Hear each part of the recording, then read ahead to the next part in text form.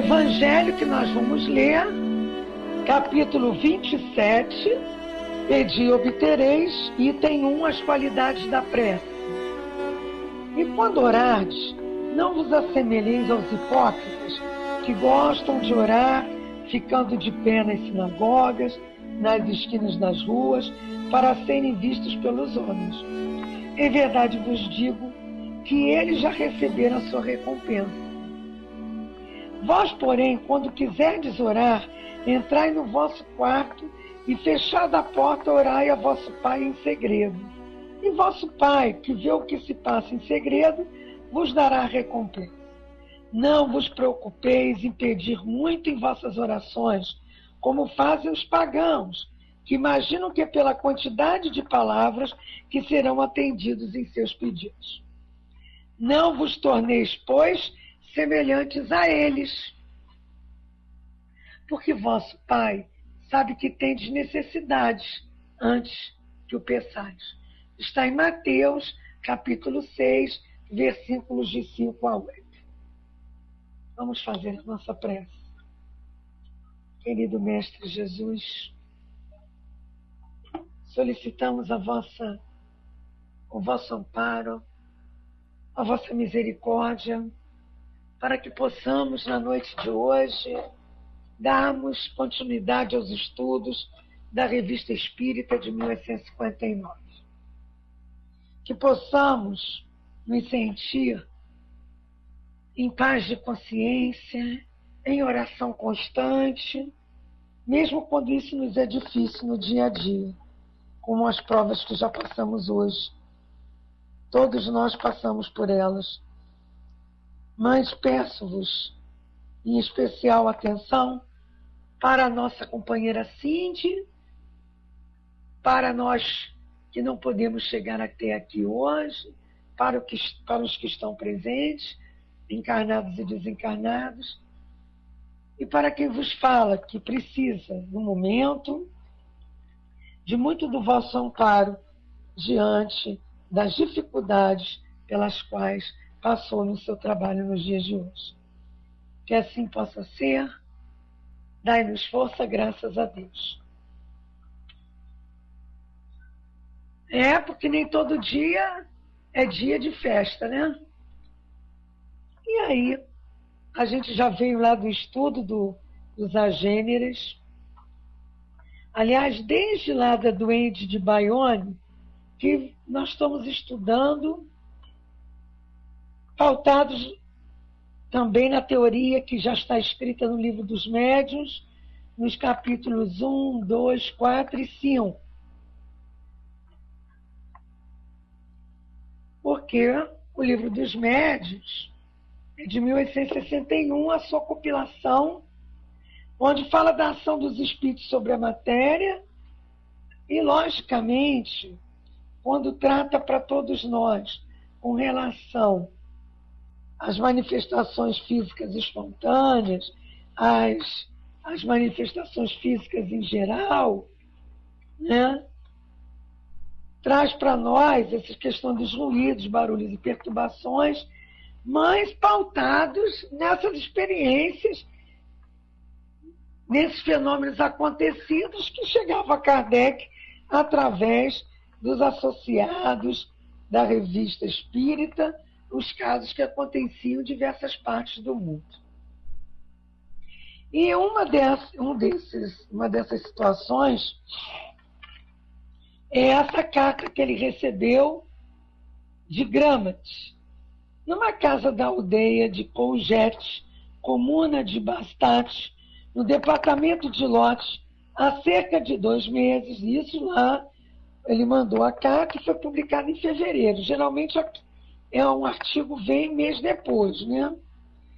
Então isso deve ter sido em novembro, dezembro de 1858. Ouvem-se ruídos extraordinários. A princípio eram golpes secos, muito semelhantes a pancadas de um machado no assoalho, e ouvidos por todos os lados, sob os pés, acima da cabeça, nas portas, nos móveis. Depois as passadas de um homem descalço e o tamborilar de dedos nas vidraças. Os moradores ficaram amedrontados e mandaram rezar missas. A população inquieta ia à aldeia e escutava. A polícia tomou conhecimento, fez várias pesquisas e o barulho aumentou. Em breve as portas eram abertas, os objetos revirados, as cadeiras projetadas pela escada, os móveis transportados do reis do chão para o sótão. Tudo quanto informe ocorre em pleno dia e é atestado por grande número de pessoas. Vamos parar aqui só um minutinho e lembrar essas questões aqui do Livro dos Médiuns. Capítulo 2, né? Isso é o sobrenatural, é o maravilhoso. Se admitis que um espírito possa levantar uma mesa, mantê-la no espaço, sem ponto de apoio, não é sobrenatural se não olharmos pelo lado das leis da gravidade conhecida pelo homem. Não é verdade? Se considerarmos nessas experiências da mesa que haviam respostas inteligentes, não se pode acreditar que seja a mesa sozinha. Há uma inteligência ali. Se acreditarmos que há a morte do corpo físico, mas o espírito continua sendo o que ele é, pensante, todos os fenômenos espíritas partem desse pressuposto da existência da alma e da sobrevivência e das manifestações, como está lá bem escrito para nós no capítulo 2 do Livro dos Médiuns. São baseados numa lei, mas não a lei que conhecemos.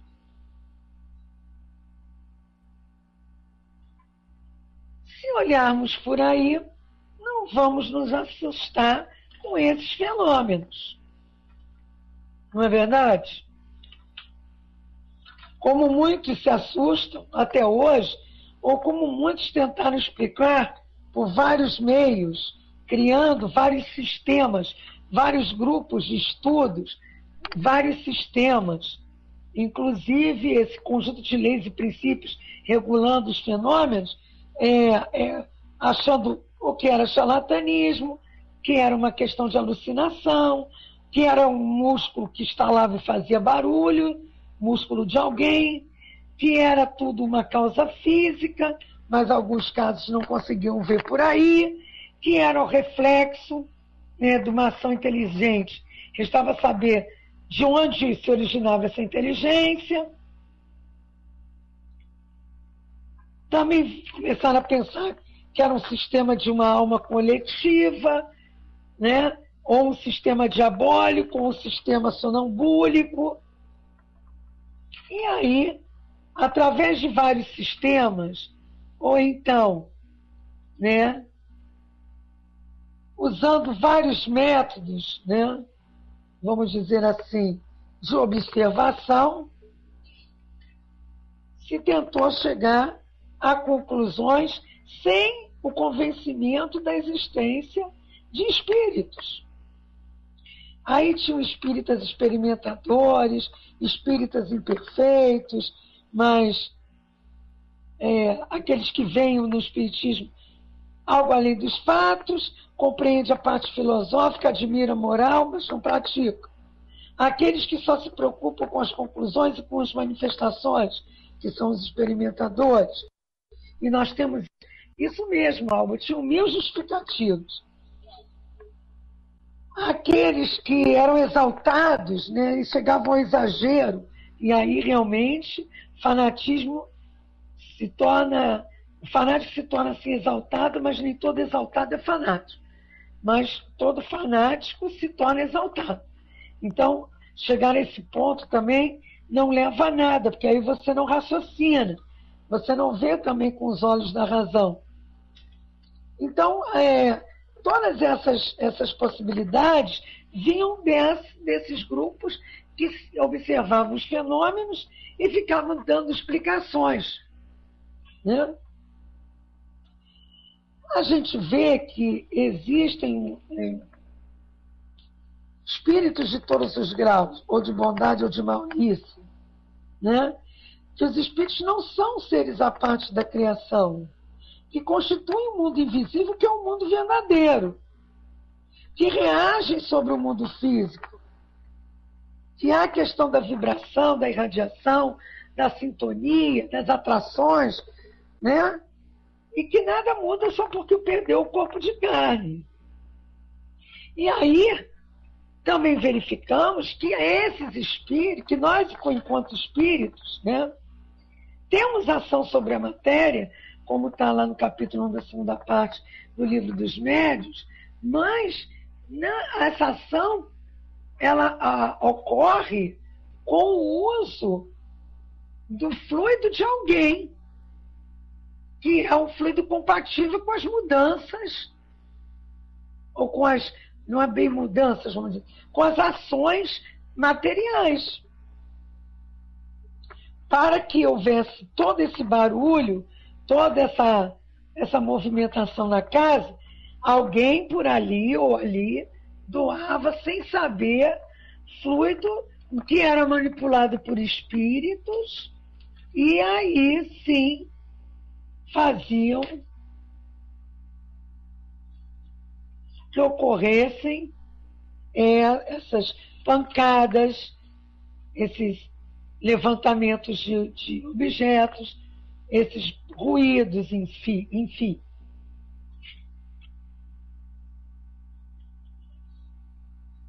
Nós temos que parar para ver isso. A gente vê isso lá na Fazenda Santa Maria, em Sacramento, ali, quando se estuda sobre Eurípides Massanusso. Né? Havia todo um quebrar de telhados e de vidros. Quando se instalou um centro espírita e começou um trabalho, as coisas começaram a acalmar. Por quê? Os médiuns que doavam fluido sem saber estavam no estudo, no trabalho do bem, começaram a se disciplinar, começaram a direcionar o seu fluido. Havia isso lá na Fazenda Santa Maria, antes da criação do centro lá. Quebravam telhado, jogavam pedra sem ninguém ver, tanto que chamava aquele local de mal assombrado. E aqui no Livro dos Médiuns, no capítulo 4, na segunda parte, quando pergunta se os espíritos levantam mesa com auxílio de seus membros, de certa forma solidificados, respondem os espíritos: quando uma mesa se move sobre vossas mãos, o espírito evocado vai aurir no fluido universal o de que animar esta mesa, como uma vida factícia.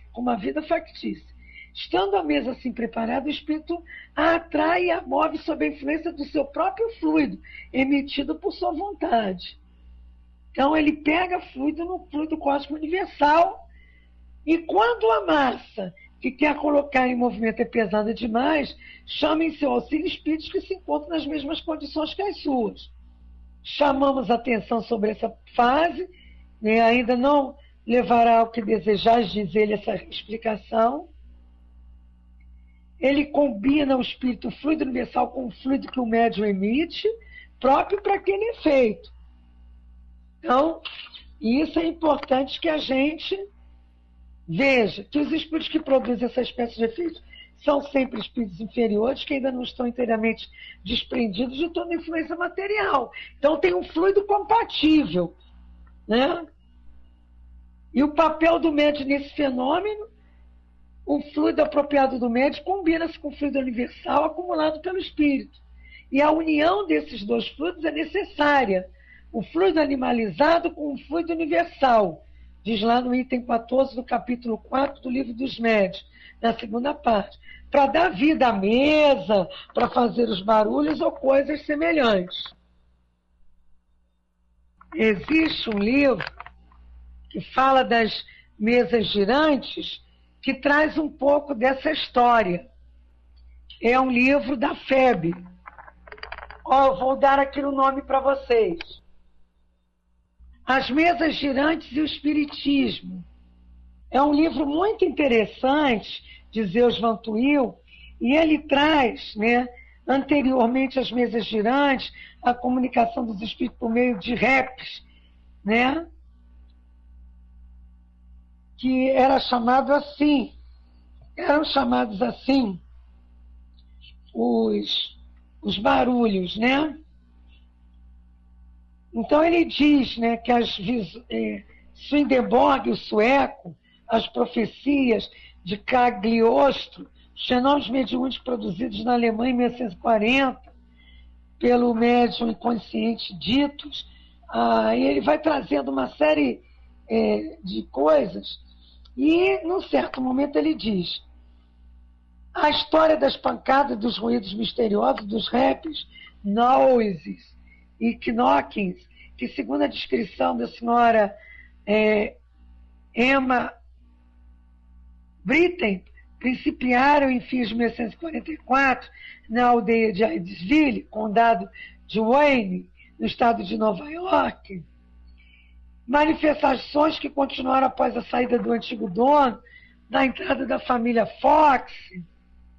Então, quando a gente estuda os fenômenos de Hydesville, as irmãs Fox, e tem até os livros da editora Leon Denis, Edições Leon Denis, interessantes a esse respeito, nós vamos ver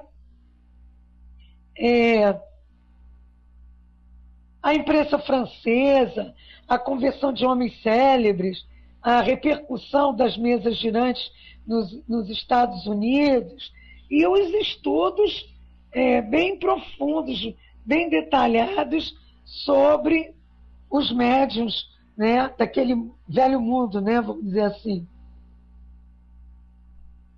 E isso vem corroborar, vocês vejam, 1844, muitos desses fenômenos que tem nesse livro maravilhoso, que é As Mesas Girantes e o Espiritismo, esse histórico maravilhoso, nós não podemos esquecer que eles falam aqui bem claro, né? 1844, alguns fenômenos, 1840, já estavam sendo observados.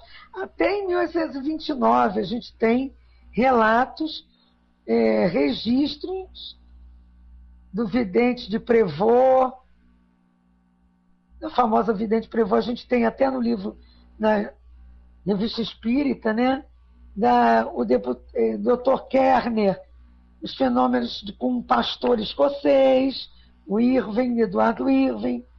Então, quando a gente vê esses estudos, essas observações, e vê uma carta que é de 1858, tratando desse assunto, é importante que a gente faça esse estudo mais aprofundado.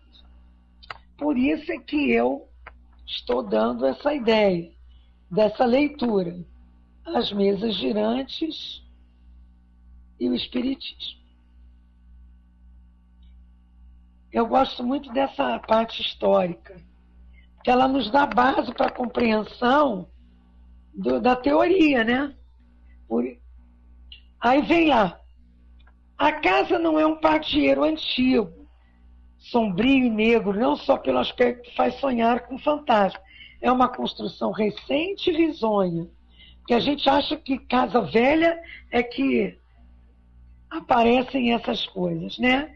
Então ele traz isso assim para já tirar de nós essa ideia errada.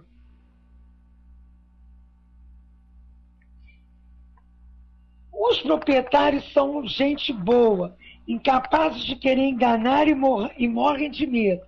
Então, a gente já vê, também já tira a ideia errônea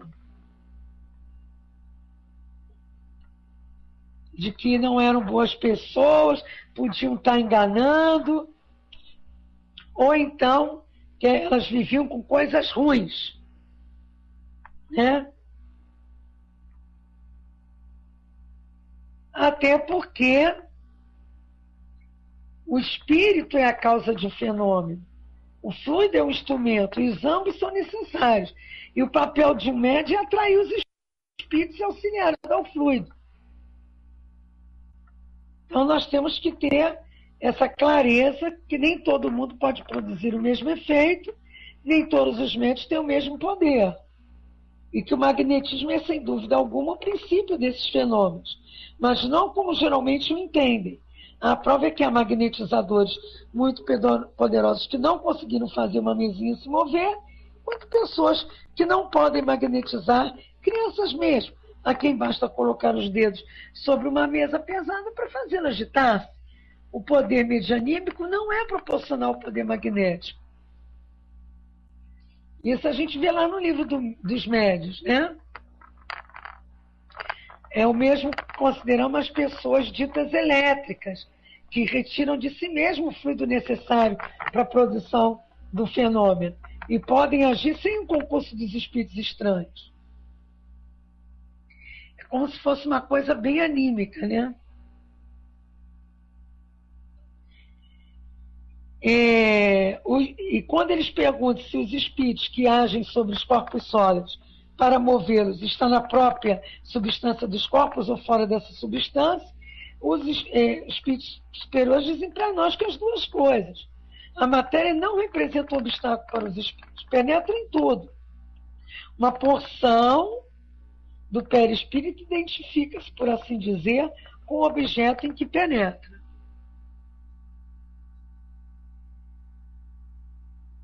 O que a gente precisa explicar um pouco mais, né? É essa visão que às vezes a gente tem de que tudo acontece em lugar que está desarrumado, escuro, abandonado, de noite, ou pessoas ali fazendo coisas ruins, né, de má índole, né?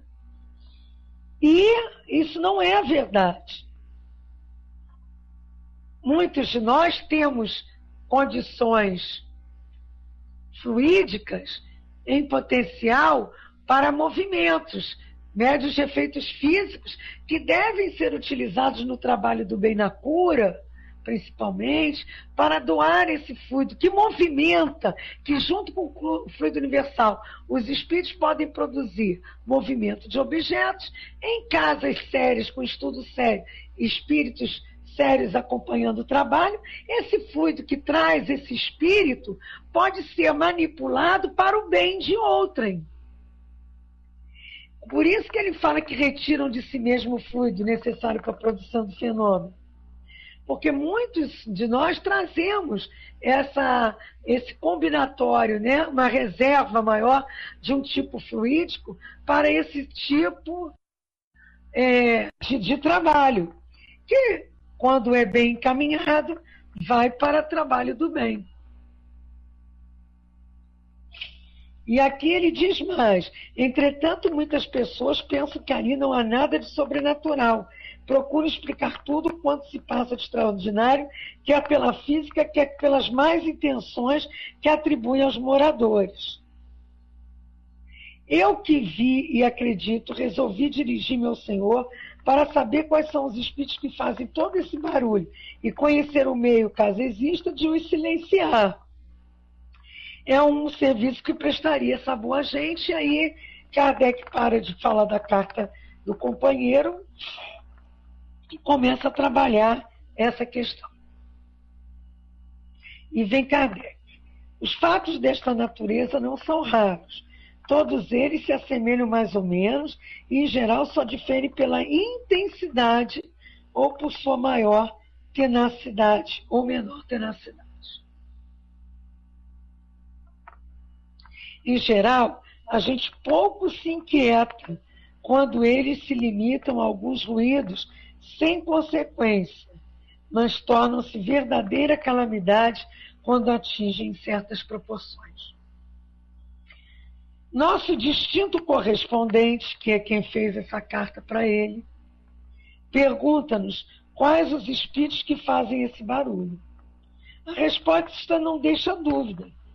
Sabe-se que só os espíritos de uma ordem muito inferior são capazes de tanto. Os espíritos superiores, assim como entre nós, as pessoas graves e sérias, não se divertem a fazer charivaris, coisas sem utilidade. Muitas vezes os chamamos a fim de lhes perguntar por que motivo assim o perturba o repouso alheio. A maior parte não tem outro objetivo senão divertir-se. E isso nos lembra o quê? Quem lembra?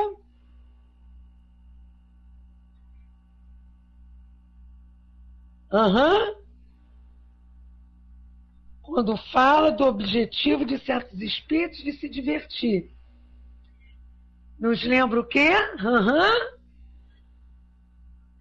Livro dos Espíritos. Escala espírita. Espíritos, né? Levianos, isso, brincalhões, inconsequentes, são antes espíritos levianos do que maus. Riem-se de medo que provocam, como das inúteis pesquisas para descobrir a causa do tumulto. Então, eles ainda se divertem, né? Lá no capítulo 4 do Livro dos Médiuns, deixa isso muito claro para nós. Só podeis compreender a natureza dos espíritos, sua maneira de agir, através de comparações, que delas vos dão apenas uma ideia incompleta e constitui um equívoco querer sempre assimilar seus procedimentos aos vossos. Aí ele diz,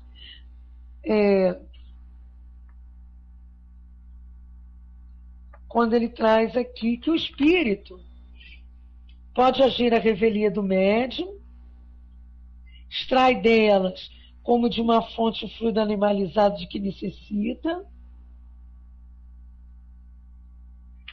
né? E os espíritos que produzem essas espécies são sempre inferiores. Porque eles têm que ter também ainda uma camada fluídica bem materializada.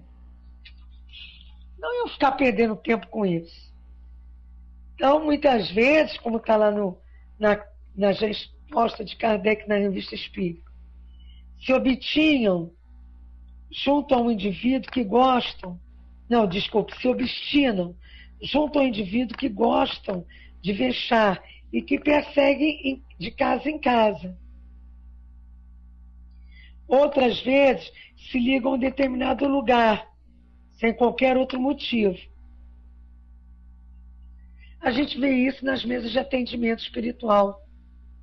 Às vezes eles dizem, o que você está fazendo nessa casa? Eu estou lá, eu gosto do que eles gostam. Ou então, eu nem sei como é que eu fui parar lá, estou lá. Assim, desse jeito. Está por sentir que se sente bem lá com aquele tipo de pensamento lá, com aquele tipo de emanação fluídica daqueles que por lá estão.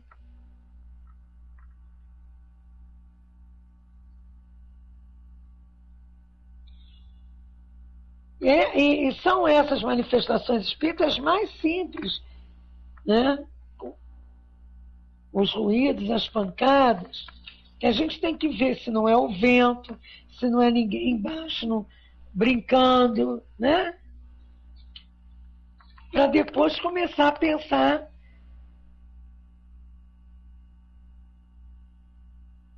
se aquele alvoroço, aquelas perturbações, se os móveis objetos revirados, projetos de toda espécie lançados, né, vidraças quebradas, se esse transtorno, em várias ocasiões efetivo mesmo, essa algazarra que muitos escutam, por que eles estão ali, né? Quem nós estamos atraindo? Isso aí. Às vezes a gente que perturba os coitados também, mas os coitados não eram para estar ali, eles têm que entender que o mundo espiritual não está os aguardando. Perdeu o corpo carnal, tem que ir para o mundo espiritual. Às vezes parece brincadeira, mas algumas atitudes e palavras a gente atrai, né? Hoje mesmo um aluno disse que ia matar Jesus, que ele odiava todo mundo, que o demônio estava entrando nele. Por mais que os outros rissem, você tem que ter uma atitude, mostrar que não é por aí, aquilo perturbou o ambiente, porque atraiu tudo quanto é espécie de espíritos brincalhões. Desestabiliza, né? Lá no livro dos médiuns, no item 88, eles lembram vários fatos dessa natureza, que estão na Revista Espírita, e que nós já vimos, né? De maio, junho e julho de 1858, que era o espírito batedor de Berg-Zabern, o de Diblesdorp, de agosto de 58, o padeiro de Grandes Ventes, de março de 1860, nós ainda vamos ver. Tem outro da Rua Neuer em Paris, também, que está lá na Revista Espírita, de 1860. Tem algumas, em 1860 tem muitos casos também de manifestações desse gênero, né? Que com o auxílio da superstição, muitas vezes levam a não se tratar de forma coerente aquela situação. Então vamos continuar aqui a leitura. Aí ele diz, muitas vezes também se ligam então em determinado lugar, outros gostam de vexar a pessoa, muitos é uma vingança, outros casos a intenção é mais louvável, querem chamar a atenção, estabelecer contato, seja para fazer uma advertência útil à pessoa. A gente viu ali as pancadas que está lá em Obras Póstumas, que levaram Kardec a revisar o Livro dos Espíritos. Pois é. Muitas vezes vimos pedir preces, outros solicitavam cumprimento em seu nome de promessas que não puderam cumprir, outros, enfim, no interesse do seu próprio repouso, queriam reparar alguma ação má que tinham praticado quando encarnados.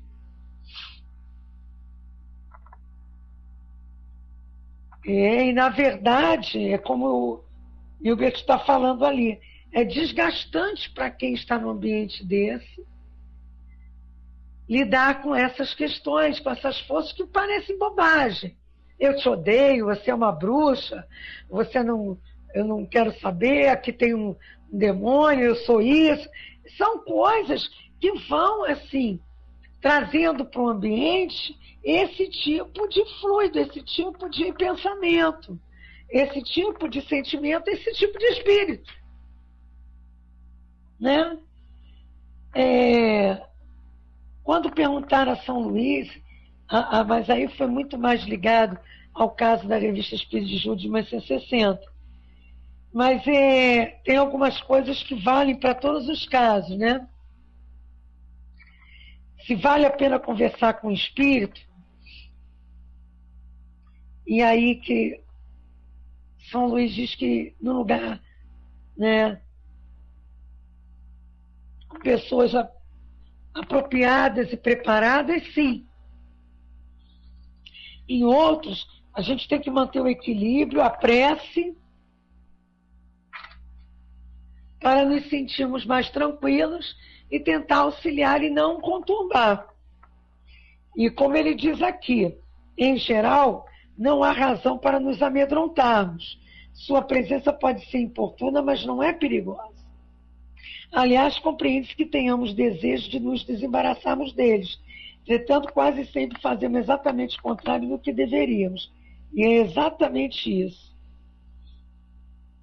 A família desses alunos não entendem, por exemplo, por esse lado. Então, fica mais difícil, lógico, você tentar ajudar. E aí vai para a questão psiquiátrica, remédios.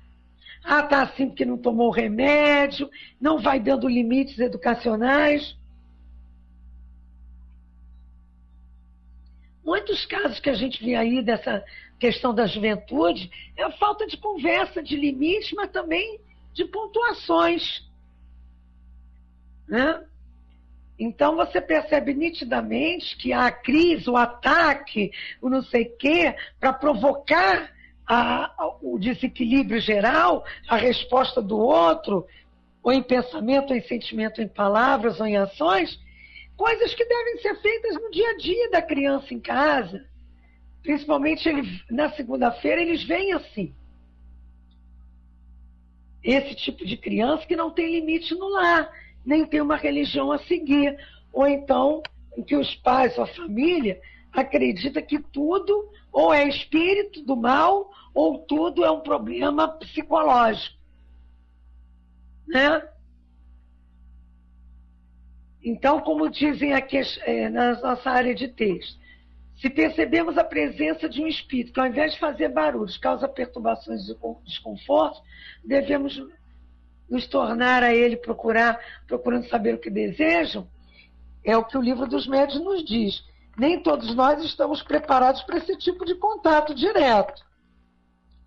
É bom levar o nome, os endereços, para um local apropriado para esse trabalho.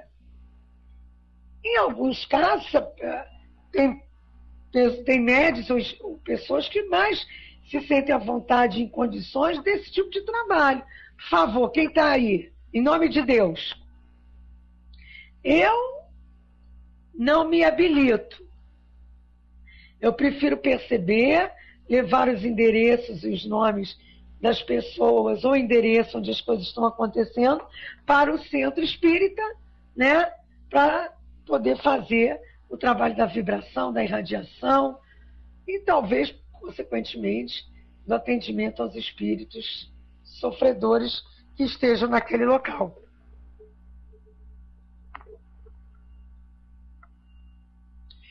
Se são espíritos que se divertem, quanto mais levamos a coisa a sério, mais eles persistem. Como meninos travessos, que apoquentam tanto mais quanto mais vem, que nos impacientamos. É isso aqui. Eu hoje me impacientei. E que metem medo aos covardes. Se tomássemos o sábio partido de rir de suas malandrices, acabariam cansando e deixando-nos tranquilos. Conhecemos alguém que, longe de irritar, se exercitava, desafiava-os a fazer isto ou aquilo, de modo que, ao cabo de alguns dias, eles não mais apareceram. Entretanto, como dissemos, alguns têm motivos menos frívolos. Eis porque é sempre útil saber o que eles querem. Ele diz aqui, né? Se pedem alguma coisa, podemos estar certos de que suas visitas cessarão assim que forem satisfeitos. O melhor meio de instruir-se a respeito é evocar o espírito através de um bom médium psicógrafo. Naquela época era mais a psicografia. Então nem a gente ficar evocando, né, gente? Mas a gente não sabe onde está se metendo, e aí é pior a emenda do que o soneto. Por suas respostas, veremos imediatamente com quem tratamos. Em consequência, poderemos agir. Se for um espírito infeliz, manda a caridade que o tratemos com os cuidados que merece. Se for um brincalhão de mau gosto, poderemos agir com ele sem cerimônias. Se for malévolo, é preciso pedir a Deus que o torne melhor. Em todo caso, a prece só bons resultados poderá dar. Por isso que eu fiz questão de ler o Evangelho, a questão da qualidade da prece. Também não adianta com mais medo e corrido do que com o coração, né? muitas palavras e pouco sentimento. Eles percebem, aí não adianta também. Também não podemos esquecer a questão das evocações, né? Como está lá no capítulo 25 do Livro dos Médiuns. Pode-se evocar os espíritos sem ser médium? Todo mundo pode evocar os espíritos, se aqueles que evocais não podem manifestar-se materialmente, nem por isso deixarão de estar perto de vós e de vos escutar. Aí é que mora o perigo. Na 282 do Livro dos Médiuns. Quais as causas que podem impedir o espírito de atender ao nosso apelo? Primeiramente, sua vontade, depois seu estado corporal, se estiver reencarnado, as missões que possa estar encarregado, a permissão pode ser negada, né? O espírito evocado pode se recusar a atender ao apelo? Perfeitamente. E aí ele diz, né? Haverá pro evocador o meio de constranger o espírito a vir a contragosto? Nenhum, se este for igual ou superior em vossa moralidade, não em inteligência. Então, esse negócio também, se tem alguma disposição especial para as evocações, é o recolhimento. Quando se quer comunicar com espíritos sérios, fé, desejo no bem. Então, a precaução é sempre necessária nessas horas. Esse negócio de evocar em dias e horas determinados é bom, porque os espíritos, principalmente superiores, têm o que fazer. Mas também o espírito marcar lugar em lugar lúgubre, horas indevidas, eles se divertem às custas daqueles que lhe dão ouvidos. Então vamos pensar em estudar um pouco mais sobre isso. Como diz aqui, a gravidade das fórmulas de exorcismo causa-lhes riso. Não tem nenhum respeito por elas. Se pudermos entrar em comunicação com eles, é necessário desconfiar das qualificações burlescas ou apavorantes que por vezes se dão, para divertir-se com a nossa credulidade. Às vezes até eles se defendem, né? Com isso. Se defendem. Em muitos casos, a dificuldade está em não ter médios à disposição. Devemos, então, procurar substituí-los por nós mesmos, não é o nosso caso, né? Ou interrogar o espírito diretamente, de acordo com os preceitos que damos nas instruções práticas sobre as manifestações. Embora produzidos por espíritos inferiores, esses fenômenos são muitas vezes provocados por espíritos de ordem mais elevada, para nos convencer da existência dos seres incorpóreos, de um poder superior ao do.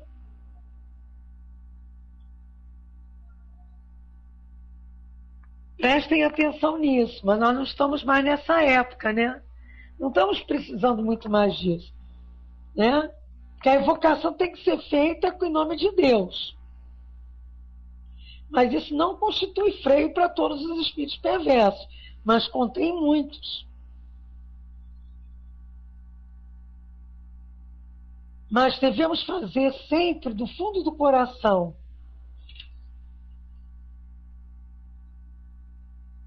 E não podemos esquecer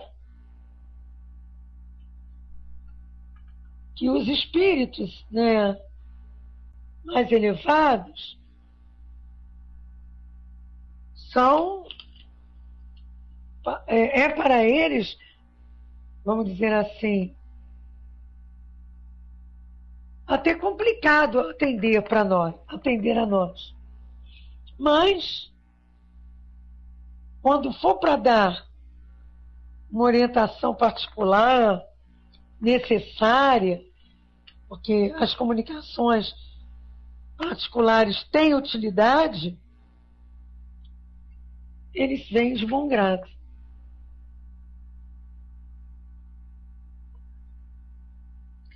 Não podemos esquecer que toda a compilação teórica da doutrina espírita veio através da evocação ou da manifestação espontânea de espíritos. A repercussão daí resultante, o próprio medo que causa, chama a atenção e acabarão por abrir os olhos dos mais incrédulos. Estes acham mais fácil levar tais fenômenos para o plano da imaginação, explicação muito cômoda, que dispensa quaisquer outras, né? Entretanto, quando os objetos são sacudidos ou atirados à nossa cabeça, fora necessária uma imaginação muito complacente para supor que tais coisas acontecem quando não acontece. É mesmo, queria que voem objetos, né, gente? Vamos só pensar para que isso aconteça? Olha, voo rasante em nossas cabeças é demais, né?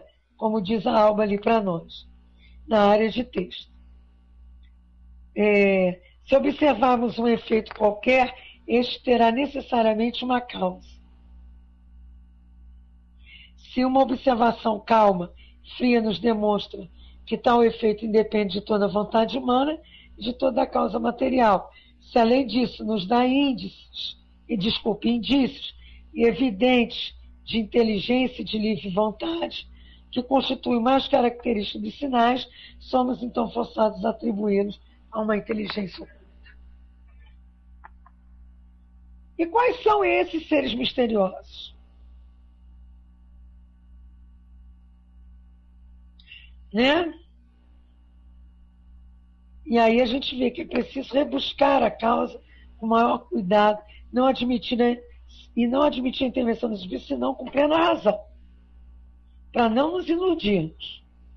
Ruído, movimento, até mesmo aparição, o primeiro pensamento que devemos ter é que seja devido a uma causa absolutamente natural. Se a gente, que é mais provável.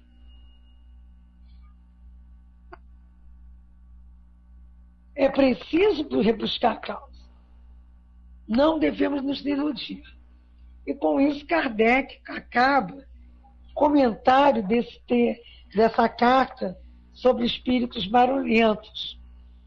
Nós vamos, semana que vem, colocar de setembro de 1859 processos para afastar maus espíritos.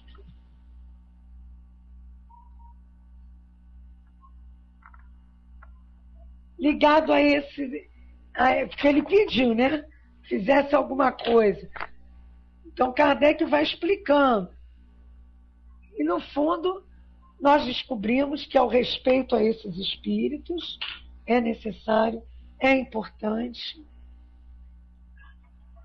É também importante levarmos ao conhecimento de uma casa espírita, um trabalho sério, de estudarmos bastante o Livro dos Médiuns, se quisermos estudar historicamente, irmos a esse livro, As Mesas Girantes e o Espiritismo. Existem outros, mas esse é muito interessante, porque ele traz, né, antes das mesas falantes,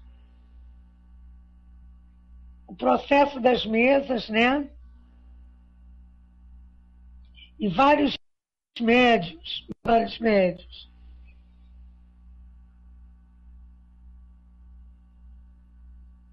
Muita coisa que às vezes a gente não estuda, mas que é um estudo que eu gostaria de fazer na internet desse livro.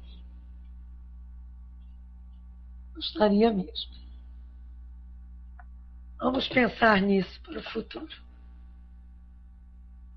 Vale a pena dar uma olhada nele. Que as bênçãos de Deus fiquem com todos nós. Que possamos, assim, fazer a nossa prece final.